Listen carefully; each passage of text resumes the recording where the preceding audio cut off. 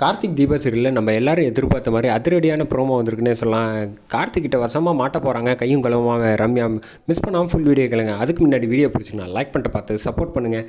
ரம்யா வந்து ஜூஸில் வந்து கொடுத்துட்டுக்கப்புறமேட்டுக்கு இங்கே வந்து நீ வந்து என்ன பாடுபட போகிற அப்படின்னு சொல்லிடுறாங்க.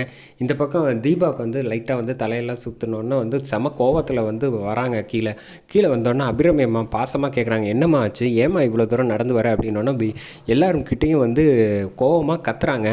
அபிராமியம்மா, ஏம்மா இவ்வளோ கோவப்படுறேன், அப்படி என்ன நடந்துச்சு அப்படின்னோடனே, பேசாதீங்க, நீங்கள் கொஞ்சம் கூட மனசாட்சியே இல்லை உங்களுக்கு, என்னை வந்து ஆரம்ப காலத்துலேருந்து என்ன உங்களுக்கு பிடிக்காது, இப்போ சும்மா நாடகம் ஆடிக்கிட்டு இருக்கீங்களா அப்படின்னு கண்ணா பின்னான்னு அபிராமியம்மாவும் பேசுகிறாங்க. நீ அப்படிலாம் பேச மாட்டியே அப்படின்னு தீபாவை பார்த்து கேட்டோன்னே மைதிலி வந்து தடுக்கிறாங்க.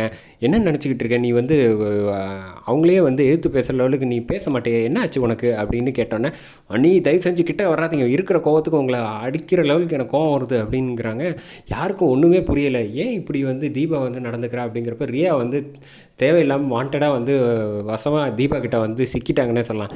என்ன நினச்சிக்கிட்டு இருக்க, ஆளாலேயே எதிர்த்து பேசிக்கிட்டு இருக்க அப்படின்னு ரியாவை வந்து கேட்டோன்னே திரும்பி பார்த்துட்டு அப்படியே பிடிச்சி அடின்னு அடிக்கிறாங்க நம்ம ரியாவை கழுத்தை பிடிச்சி.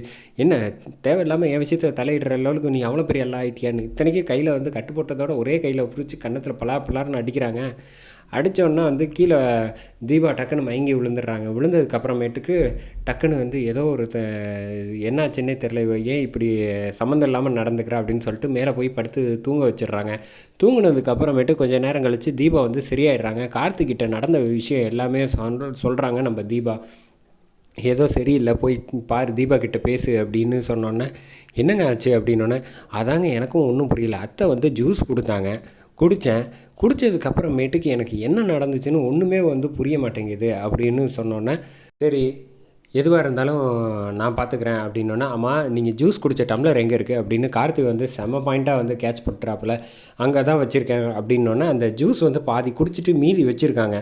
சரி விடுங்க, நான் இதை வந்து இனிமேல் பார்த்துக்கிறேன், இதில் தான் ஏதோ ஒரு பிரச்சனை இருக்குதுன்னு நான் நினைக்கிறேன், இல்லைன்னா வந்து நீங்கள் இந்தளவுக்கு கோவப்பட்டு அம்மாக்கிட்டேயும் சரி மைதிலிக்கிட்டேயும் வந்து பேச மாட்டீங்க, நான் வந்து என்னென்னு கண்டுபிடிக்கிறேன் கூடிய சீக்கிரம் அப்படின்ட்டு அந்த கிளாஸ் டம்ளர் எடுக்கிறது கார்த்தி வந்து இப்படி பார்க்குறாங்க. அதோட இந்த ப்ரோமோ முடிச்சுட்டாங்க, சிக்கிட்டாங்கன்னே சொல்லலாம் ரம்யா.